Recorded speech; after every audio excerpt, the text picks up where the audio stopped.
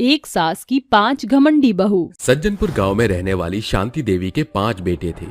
पूरा गांव शांति देवी के स्वभाव की बड़ाई किया करता था। शिवलिंग के सामने खड़ी शांति हाथ जोड़कर कहती है, हे शिव शंभू, ये आपका दिया सौभाग्य है जो आपने मुझे 5 सपूतों का सुख दिया है। मगर अब मेरे 5 सपूत सयाने हो गए हैं, उनकी शादी के लिए अच्छे घराने की लड़कियां मुहैया कराओ गौरीपति। प्रार्थना अर्चना के पश्चात शांति घर चली आती है। वो शांति और उसके बेटों का भला आचरण ही था कि उसके घर बिन बोले सैकड़ों लड़कियों का रिश्ता आ रहा था। एक सुबह, माँ, आपने इतने सुबह सवेरे हम 5 भाइयों को तैयार होने को क्यों कहा? रौनक के प्रश्न पूछने पर शांति उन 5 से तस्वीरें साझा करती हुई कहती है, मैंने इन 5 को अपने 5 पांडव के लिए पसंद किया है। मगर हमारी शादी की इतनी भी क्या जल्दी है माँ? अरे पूरे 25 बरस का पड़ाव पार कर चुके हो 5, अब क्या बढ़ते बुढ़ाओं में ब्याह करोगे? बेटा, समय से जोड़ी बंधन बंध जाए वही बेहतर है। पहली ही नजर में शांति को 5 लड़कियां भा जाती हैं। महीने भर के भीतर ही शांति उन 5 को अपनी बहू बनाकर घर ले आती है। बहुओं, अपने दाहिने पांव से इन कलश को अंदर गिराकर गृह प्रवेश करो। 5 बहुएं बिना कुछ कहे सुने अपने कमरे की ओर चल देती हैं। ये मंजर देख शांति को थोड़ा तो अटपटा लगता है, पर फिर वो कुछ ऐसा कहकर अपने मन को तसल्ली देती है, शायद शादी ब्याह के भागा दौड़ी में बेचारी मेरी 5 बहुएं थक गई हैं। इसी सोच के साथ शांति सोने चली जाती है। अगली सुबह देर दोपहर उसकी आंख खुलती है। थोड़ी ही देर में शांति नीचे आकर कहती है, इतना सन्नाटा क्यों है? रसोई घर भी एकदम उदास पड़ा है। आखिर ये 5 बहुएं कहाँ हैं? गुड मॉर्निंग सासू माँ, जरा जल्दी से मेरे लिए लिप्टन ग्रीन टी बना दीजिए। वो क्या है, कल शादी में ऑयली खाना खा लिया था। और मेरे लिए कड़क सी चाय बना दीजिए। मेरे लिए लेमन वाटर, मेरे लिए ऑरेंज जूस। अरे तू क्यों पीछे है परिणीति बहू, तू भी अपनी फरमाइश बता दे। ब्लैक कॉफी विदाउट शुगर सासू माँ। बुद्धि भ्रष्ट हो गई है तुम 5 की। अरे बहू के रहते सास बावर्ची खाने में शोभती है? सासू माँ, हम इस घर की बहू हैं, बावर्ची नहीं। अब बिना ढीले किए हमारी फरमाइश को पूरा कीजिए। और अगर मैं ऐसा ना करूँ तो भूलिए मत सासू माँ, आपके 5 पांडव हमारे पति हैं। उन्हें पल्लू में बांधकर अपने घर ले जाकर घर जमाई बनाकर रखेंगी हम। ये बात सुनकर शांति स्तब्ध रह जाती है और चुप्पी साधकर 5 की फरमाइश को पूरा करती है। बहू, आज तुम 5 की मुंह दिखाई की रस्म है, सांझ को तैयार हो जाना। ये सुनकर 5 बहुएं शहरी स्वर में शांति पर ताने कसती हुई कहती हैं, किसने कहा था आपको ये स्यापा क्रिएट करने को सासू माँ? बहू, शहर के लिए स्यापा हो सकता है, मगर गाँव देहात में मुंह दिखाई का प्रचलन सालों से है। अगर मुंह दिखाई नहीं हुई तो बहुतेरी बातें बनेंगी। मैं नहीं चाहती कोई भी जन मेरी बहू को लेकर बुरी बातें बनाए। ठीक है, मगर हमारी एक शर्त है। कहो। इस घर का बर्तन कटके से लेकर कोने कोने की सफाई और रसोई घर की सारी जिम्मेदारी आप संभालेंगी। मुझे मंजूर है। सांझ होने के साथ 5 बहुओं के मुंह दिखाई का जश्न शुरू होता है। 5 आकर सोफे पर पसर जाती हैं और कुंती कहती है, इससे पहले कि मुंह दिखाई शुरू हो, तुम 5 बहुएं अपना घूंघट उठाओ। क्या हुआ बहू, तुम 5 ऐसे अचानक उठ क्यों गई? बस बहुत हुआ, जाने कैसे बेहुदा भद्दा रस्म है। ये पिछले 15 मिनट से हम 5 को नमूना बनाकर रख दिया है। अरे मुंह दिखाई के नाम पर मौत देना कहते हैं इसे। इस रस्म के गजभर का घूंघट, ऊपर से इन छपरी औरतों की बकैती। उनकी बातें सुनकर सभी औरतें एक दूसरे की शक्ल देखने लगती हैं कि कुंती कहती है, अरे ये कैसी घमंडी बेढंगी बेशरम बहू ब्याह लाई है शांति, जिनकी आंखों में न लाज है न शर्म हया। हे यू ओल्ड लेडी, हाँ तुझसे बात कर रही हूँ।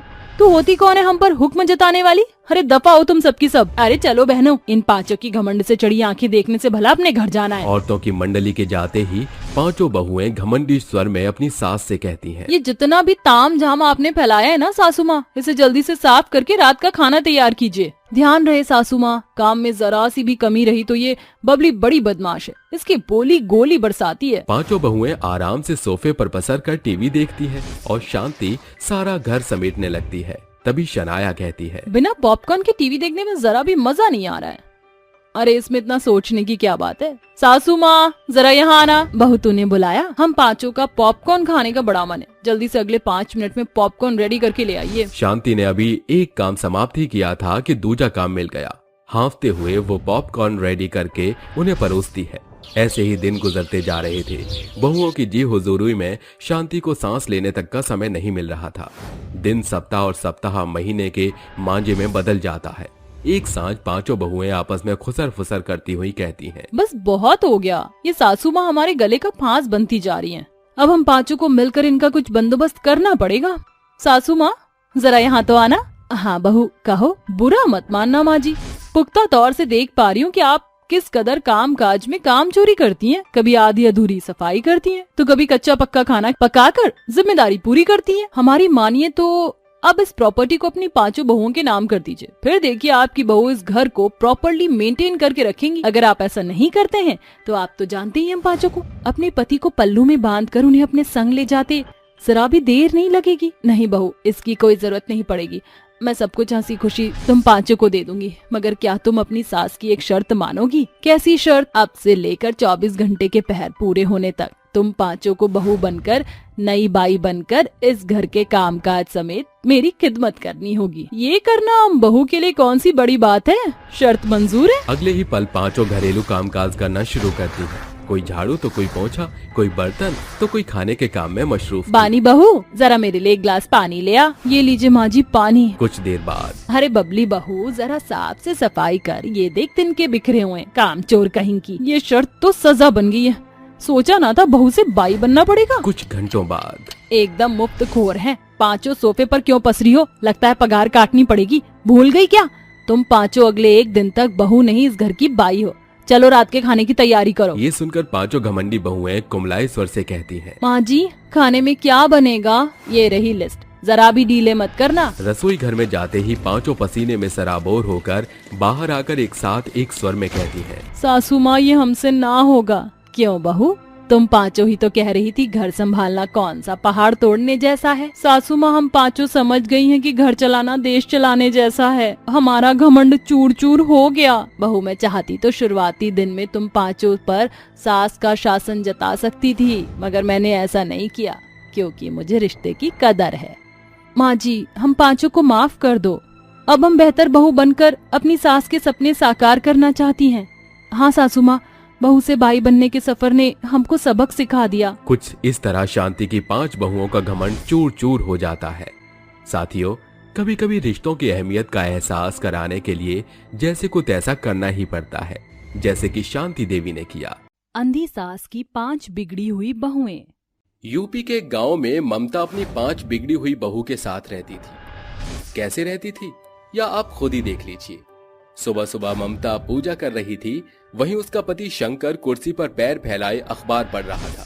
तभी ममता पूजा खत्म करके कहती है, हे भगवान, इतनी देर हो गई, मैंने पूजा खत्म कर ली पर 5 मूर्तियों से नीचे नहीं आया गया। अभी आवाज लगाती हूँ। और आप क्या मशरूफ होकर अखबार पढ़ रहे हैं? प्रसाद लीजिए ना। अरे लेता हूँ, इतना चिल्ला क्यों रही हो? चिल्लाऊं ना तो आरती करूं? ऊपर से मेरे बेटे भी पता नहीं कहाँ हैं, आए नहीं अभी तक। ममता इतना कहती है कि उसके 5 बेटे सूट बूट में तैयार होकर उसके सामने खड़े हो जाते हैं और कहते हैं, माँ हम आ गए। देखा, मेरे 5 बेटे आकर खड़े हो गए, लेकिन वो 5 महारानियां अभी तक नहीं आई। माँ आज हमारी बहुत अर्जेंट मीटिंग है, इसलिए हम सब जा रहे हैं। हाँ माँ, बाय। कहाँ रह गई 5? निकिता बहू, पल्लवी, मोनिका, पायल, किंजल, अरे आओ। ममता की भारी आवाज सुन चारों बहू खड़ी हो जाती हैं और कहती हैं, जी माँ जी, कब से बुला रही हूँ मैं, आई क्यों नहीं तुम 5? अरे ये पायल बहू क्यों नहीं आई है? कहाँ है वो? माँ जी हो सकता है देवरानी जी नहा रही हूँ, वो देर तक सो रही थी ना। अच्छा। तभी पायल नहाकर टॉवल में सीढ़ियों से नीचे आती हुई कहती है, माँ जी मैं ये रही, आपने बुलाया और मैं चली आई। ओफो, ये क्या, ये तो टॉवल में ही नीचे आ गई। शिव शिव शिव शिव शिव शिव। राम राम राम। बहू ये सब क्या है? अरे शर्म नहीं आती क्या? ऐसे कैसे तू तौलिए में नीचे आ सकती है? कपड़े तो पहन के आती। मुझे आप इतनी आवाज दे रही थी कि मैं टॉवल में ही आ गई। अब बोलिए, आपको क्या कहना है? हे भगवान, ये क्या देख रहा हूँ बहू? अरे आप क्या कर रहे हैं? हाँ जाइए, आपकी बहू को तो कोई लाज शर्म है नहीं। हाँ हाँ जाता हूँ। अरे माँ जी, पायल दीदी ने तो अपने टॉवल अवतार से सबको घायल ही कर दिया। देखा माँ जी, आप सब शॉक्ड हो गए ना। अरे मोनिका बहू, तू और बोल ले ऐसे। और पायल बहू, मुझे नहीं पता था शादी के 2 दिन बाद ही तू अपना ये रूप मुझे दिखाएगी। इसलिए मुझे लव मैरिज पसंद नहीं आती, क्योंकि तुम आजकल की लड़कियां बेशरम बिगड़ी बेहया होती हो। अरे ससुर के सामने ऐसे आने की क्या जरूरत थी? ठीक है माँ जी, मैं अब से उनके सामने नहीं, सिर्फ आपके सामने ही आया करूंगी। वो क्या है ना माँ जी, नहाने के बाद मुझे ऐसे बहुत अच्छा लगता है। शिव शिव शिव शिव शिव। पायल बहू तू साड़ी पहन ले, और तुम सब मुंह क्या देख रही हो, जाओ घर के काम करो। जी माँ जी। सास की बात सुनकर चारों घर का काम करने लग जाती हैं और पायल अपने कमरे में चली जाती है। 2 घंटे बाद ममता अपनी 5 बहू से कहती है, सुनो तुम सब, मैं वृंदावन मंदिर जा रही हूँ। तुम्हारे ससुर जी भी अपने दोस्तों के साथ ट्रिप पर गए हैं, महीने भर बाद आएंगे, और मैं कल आऊंगी, तो तुम सब घर का ख्याल रखना।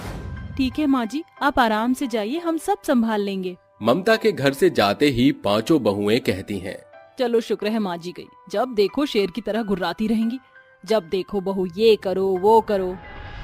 ये तो सही बोला दीदी आपने, माँ जी से बहुत डर लगता है, उनके आगे तो हमारी एक नहीं चलती। आज बहुत अच्छा दिन है, आज कोई नहीं, इसलिए हम सब पार्टी करेंगे। और हाँ दीदी, सब शॉर्ट ड्रेस पहन के पार्टी करेंगे। बिल्कुल बिल्कुल। ये कहते ही 5 बहुएं शॉर्ट ड्रेस और ढेर सारा मेकअप करके रूम में डिस्को दीवाने करने लगती हैं। डिस्को दीवाने आहा आहा।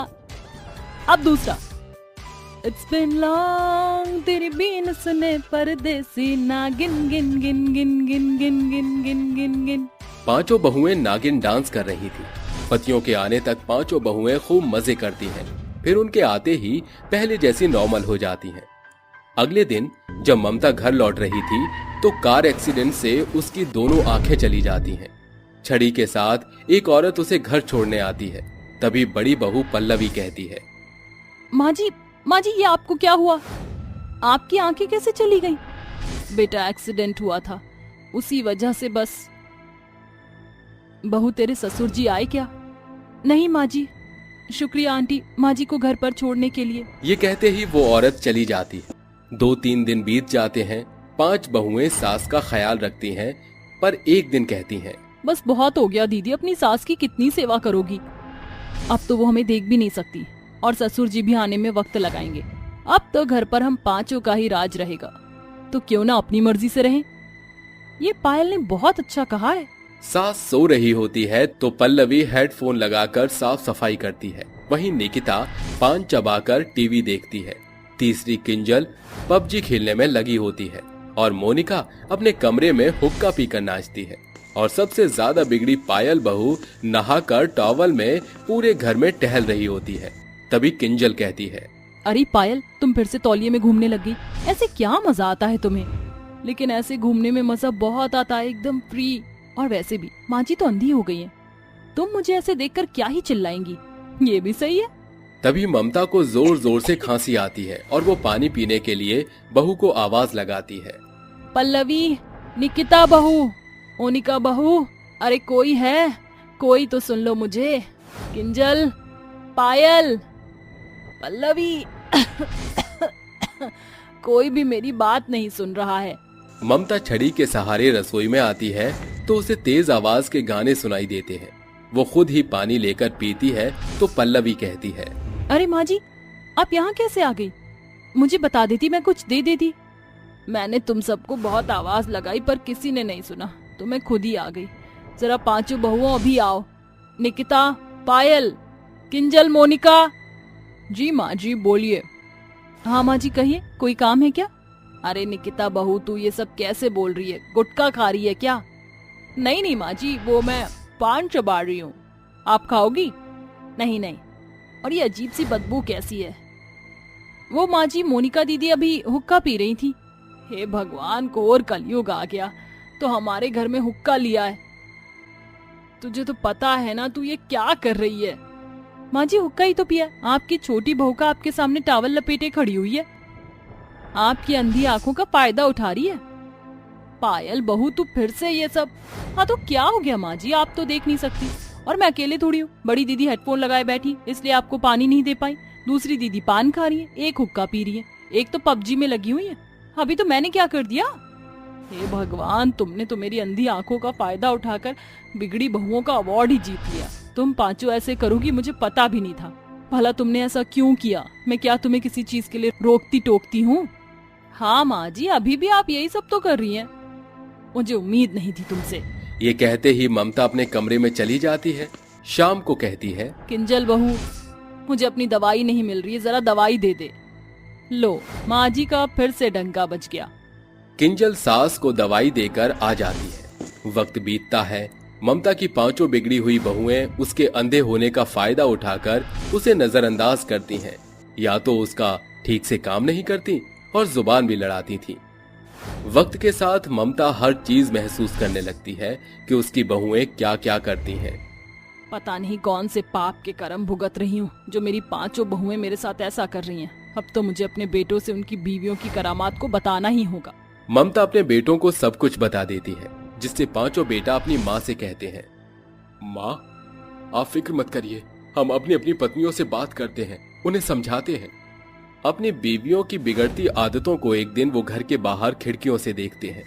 पांचों बहुएं अपने बेकार शौक को पूरा करते हुए सास को नजरअंदाज कर रही थीं।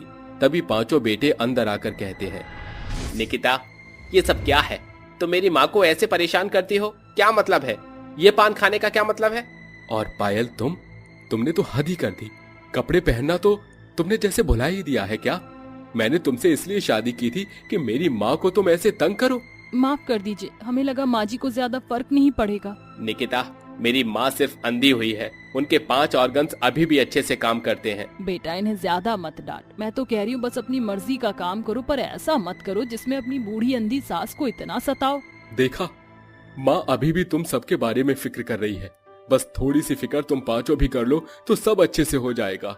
माँ जी हम सबको माफ कर दीजिए। हाँ माँ जी, अब से ऐसा नहीं होगा। जी माँ जी, हम शर्मिंदा हैं, माफ कर दीजिए। ठीक है बहू, तुम सबको अपनी गलतियों का एहसास हो गया और मुझे क्या चाहिए। इस तरह से पांचों बहू खुशी खुशी अपनी सास की सेवा करके रहने लगती हैं। चुड़ैल का घमंडी आम का पेड़। रात का समय होता है। गांव के सभी लोग अपने घरों में सो रहे थे। इतनी रात के समय एक जंगल के अंदर एक बहुत ही भयानक चुड़ैल एक आम के बहुत बड़े पेड़ पर बैठी थी और अपने पैर हिला रही होती है। उस आम के पेड़ पर बहुत बड़े बड़े रसीले रसीले आम होते हैं जिसके मुंह बने होते हैं। चुड़ैल आमों से कहती है, अरे मेरे आमो, मेरे पेट में तो गुड़गुड़ हो रही है, लगता है बहुत जोरों से भूख लगी है। अरे मेरे प्यारे आमो, जरा मैं जा रही हूँ, अपना ख्याल रखना और किसी को भी एक भी आम तोड़ने मत देना।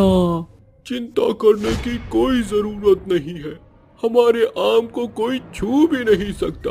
अगर कोई छुएगा तो उसका हम बहुत बुरा हाल कर देंगे। ये सुनने के बाद चुड़ैल जानवरों का शिकार करने के लिए जंगल में यहाँ वहाँ चली जाती है। चुड़ैल के जाते ही जंगल की तरफ गांव से जंगल में 2 आदमी आ रहे होते हैं। अरे यही सही वक्त है कल के लिए लकड़ियां काट लेने का। अरे जैसे ही सुबह होगी गांव के सभी लोग जंगल में आ जाएंगे, जिसके बाद हमें सूखी लकड़ियां नहीं मिल पाएंगी।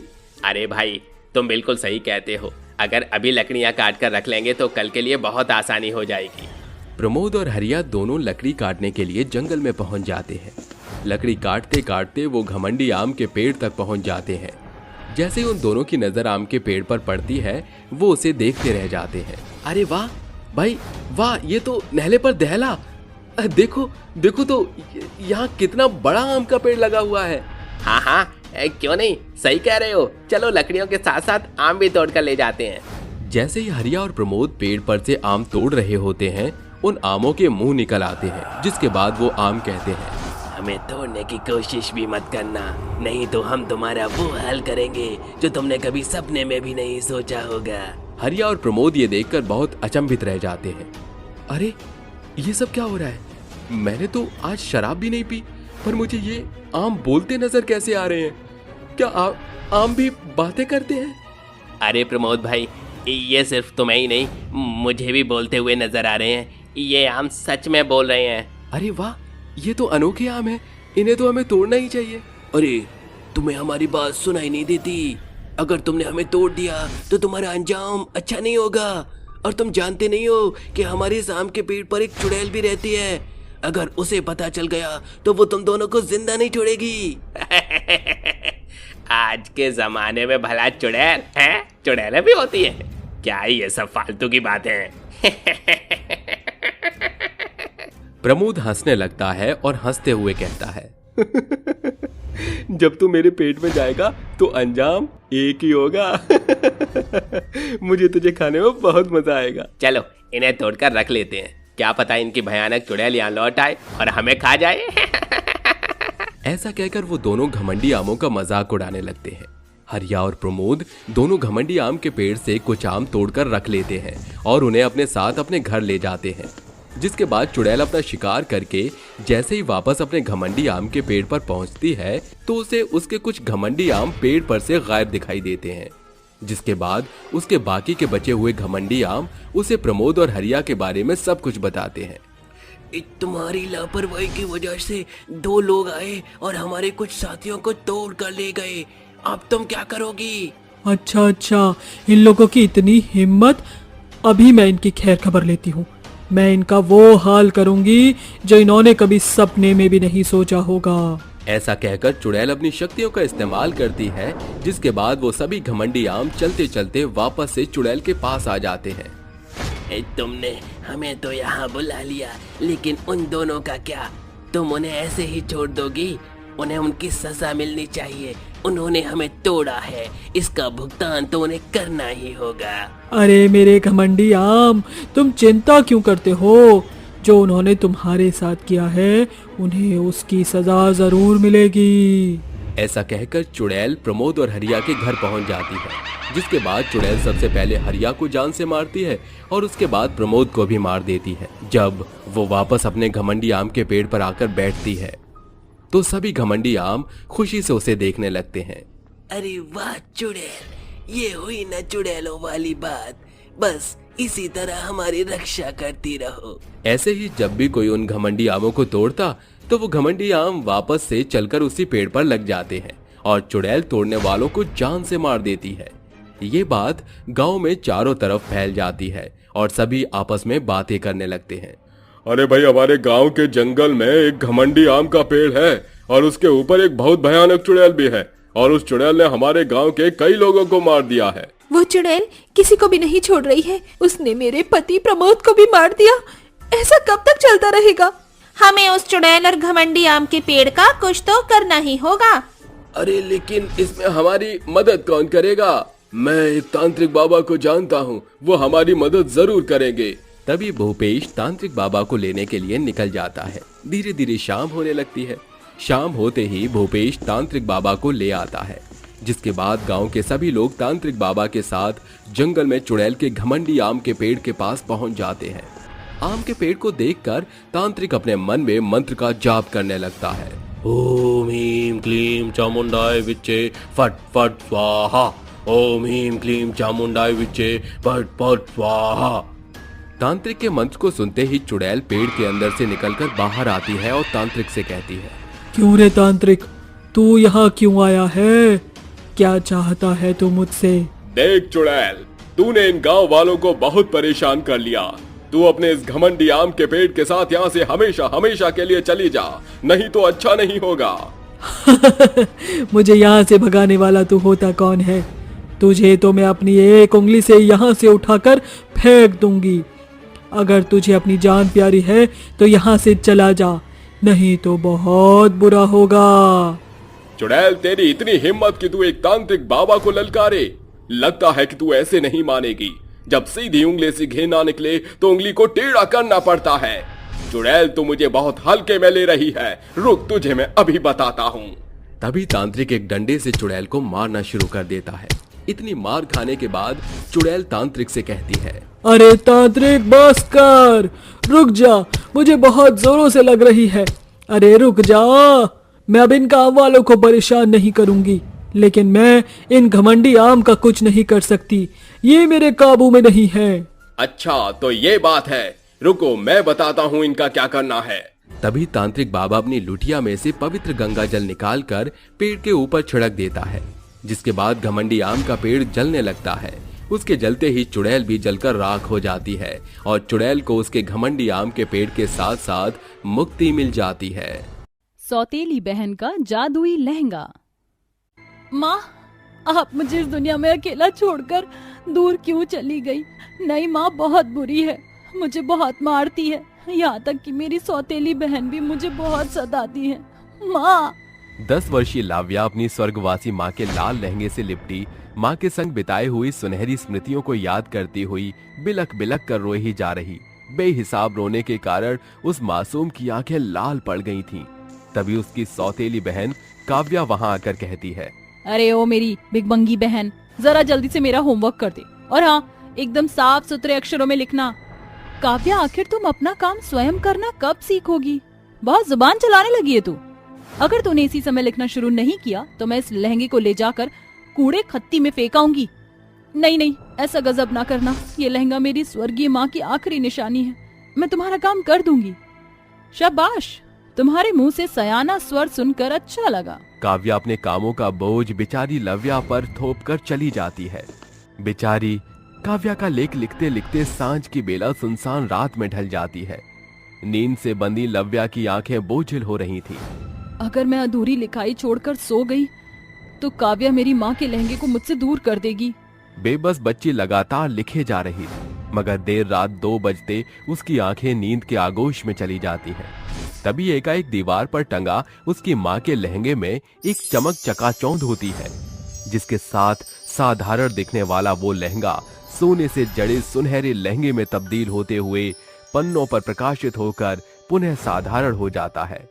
अगली सुबह, कल रात में अधूरा काम छोड़कर सो गई, अब क्या होगा? लव्या घबराकर जैसे ही कॉपी खोलती है तो वो स्तब्ध रह जाती है। अरे, मैंने तो लिखाई पूरी की ही नहीं थी, तो आखिर ये अधूरा काम पूरा किसने किया? मेरा काम कंप्लीट हो गया? हाँ काव्या, सारा काम हो गया, ये लो। काव्या के जाते ही लव्या अपनी माँ के लहंगे को देखकर एक सुकून की सांस भरती है। तभी रेणुका की बुलाहट सुनकर वो डरी सहमी हुई रसोई में पहुंचती है। माँ, आपने मुझे पुकारा?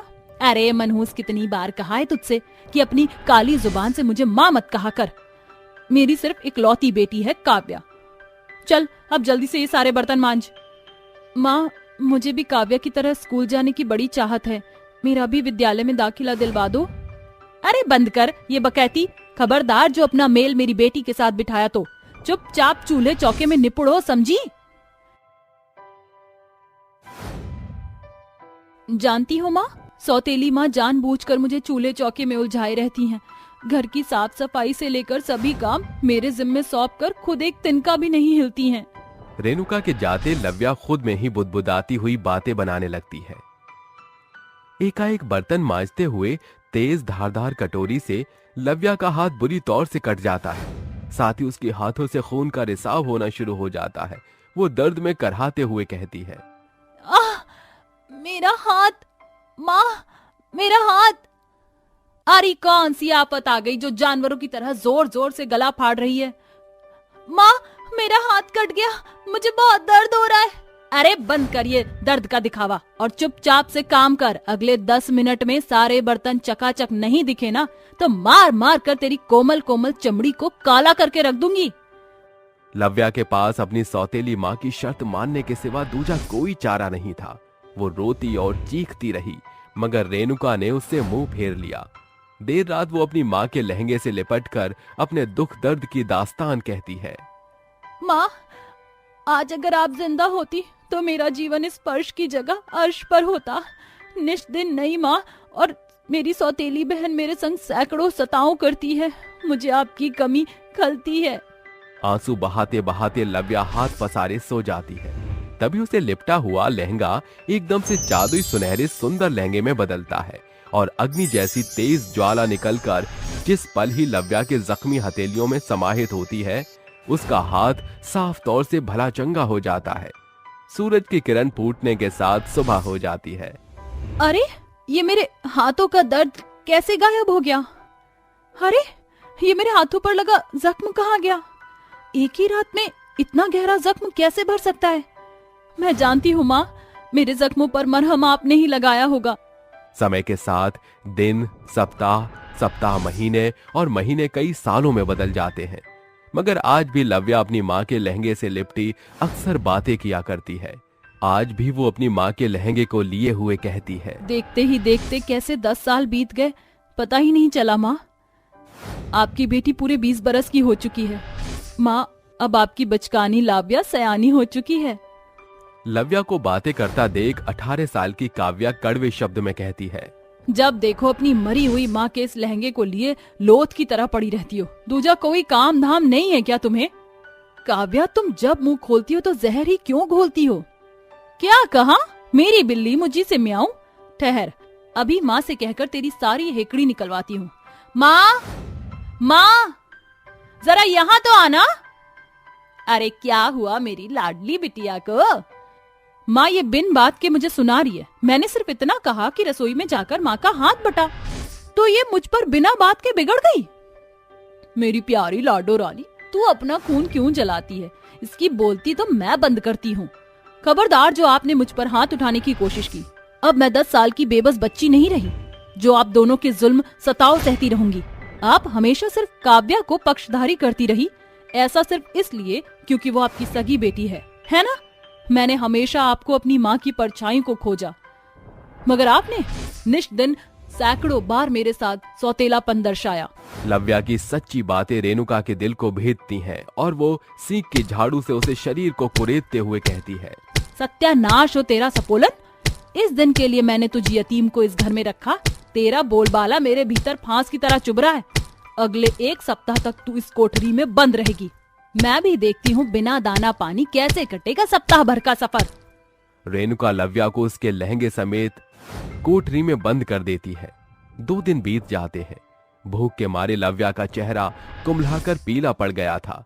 उसके सोते ही लहंगा जादुई अक्ष में उतरकर काली कोठरी को रोशनी से उजागर करते हुए अपने भीतर से 56 भोग देता है।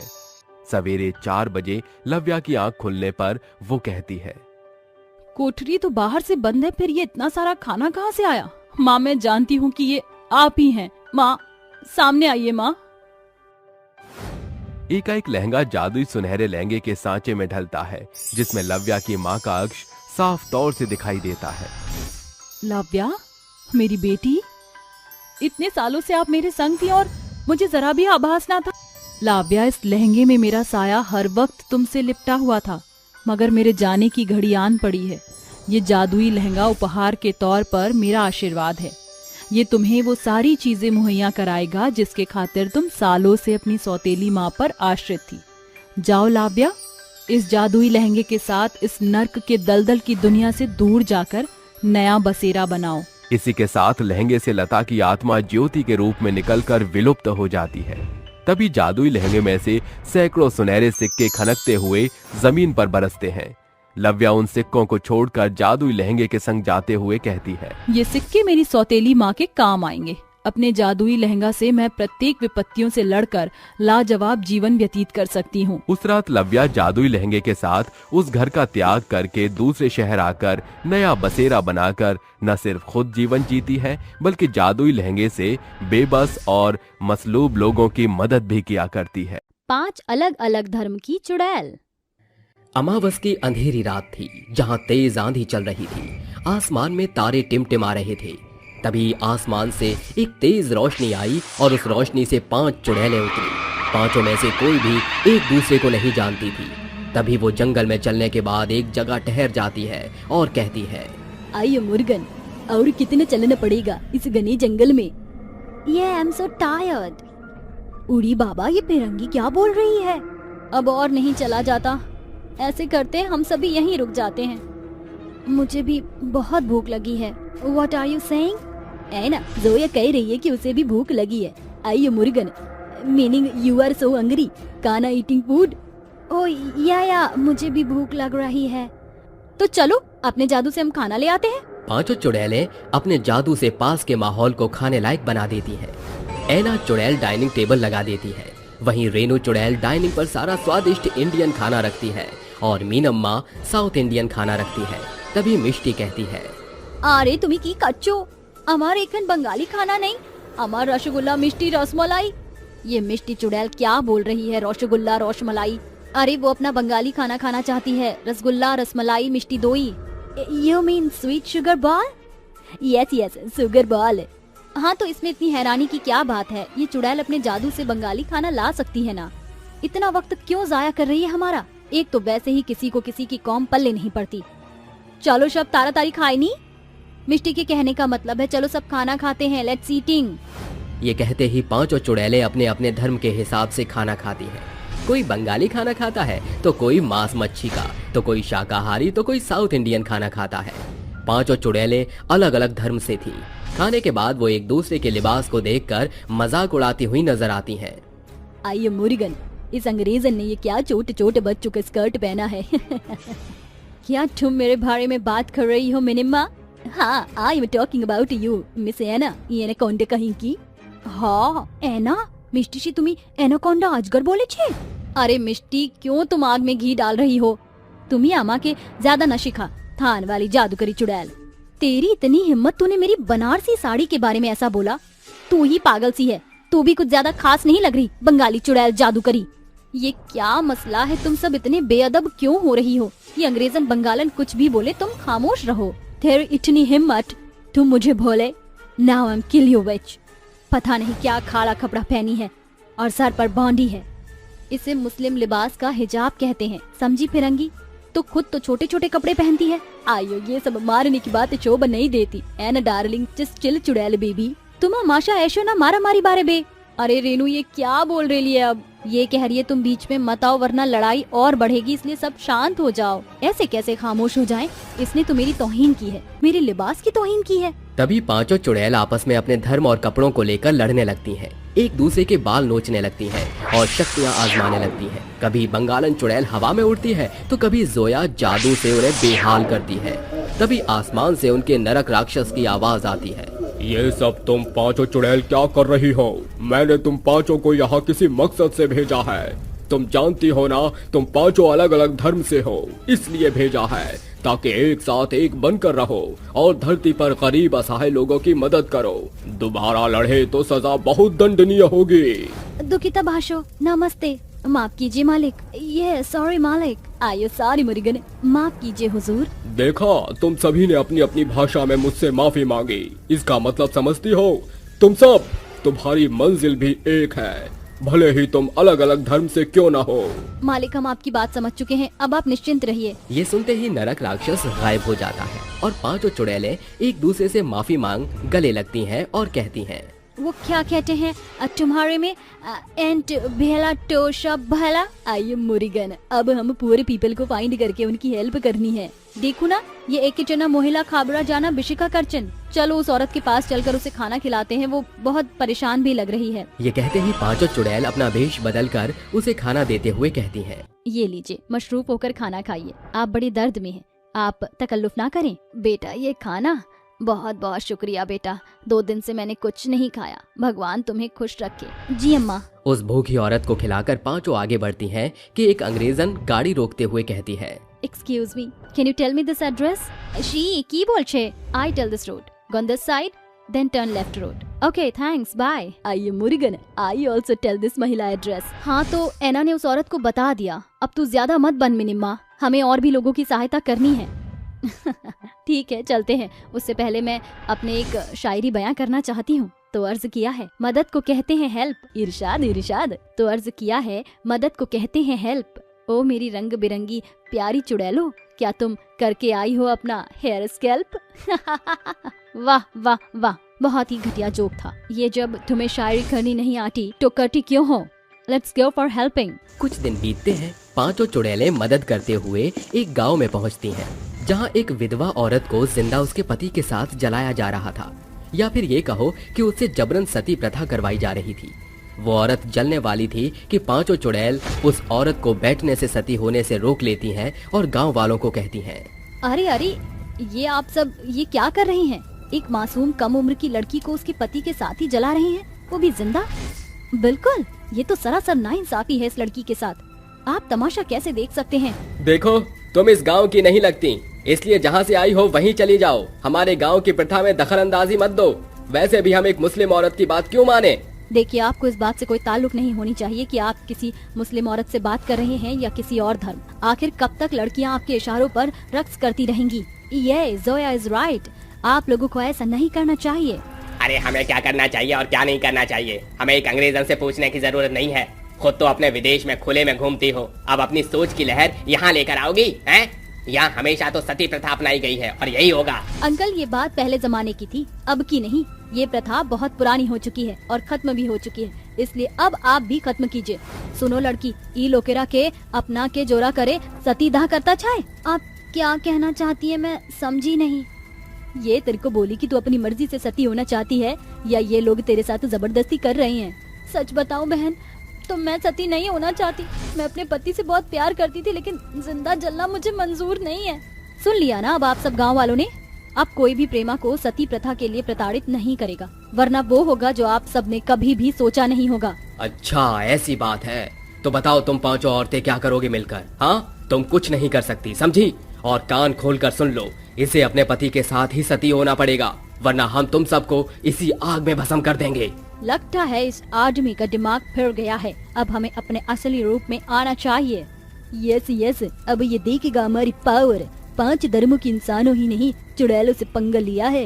ये बोलते ही पांचों चुड़ैलें अपने असली डरावने रूप में आकर गांव में तहलका मचा देती हैं। हर तरफ आंधी चलने लगती है, लोग डर जाते हैं। तभी चुड़ैलें कहती हैं, बता, क्या तू अब भी अपने गांव में मासूम लड़कियों के साथ सती प्रथा करेगा? बोल। देख, अगर तूने सती प्रथा करवाई तो तू जान से जाएगा और कानूनी अपराध भी, समझा? अब बता, तू अपनी कब्र बनवाना चाहता है या समाधि बनवाना चाहता है? क्योंकि मरेगा तो तू जरूर। चुड़ैल, अरे मुझे माफ कर दो। मैं हाथ जोड़कर तुम सबसे माफी मांगता हूँ और कसम खाता हूँ, आज के बाद इस गांव में कभी सती प्रथा नहीं होगी। बस मेरे को बख्श दो। पक्का ना? प्रॉमिस कर कि तू आज के बाद कभी सती प्रथा यहाँ नहीं करेगा? हाँ, मैं पक्का प्रॉमिस करता हूँ, कभी सती प्रथा नहीं होने दूंगा। अब मुझे छोड़ दो और मेरे गांव को भी। प्रेमा, चिंता कर बिना, अब तुम यहाँ सुरक्षित हो और यहाँ की सारी औरतें भी। अब हमें यहाँ से चलना चाहिए, आखिर हमने एकजुट होकर दिखाया। ये कहते ही पांचों चुड़ैल अपने कर्तव्य को पूरा करके वापस लौट जाती हैं।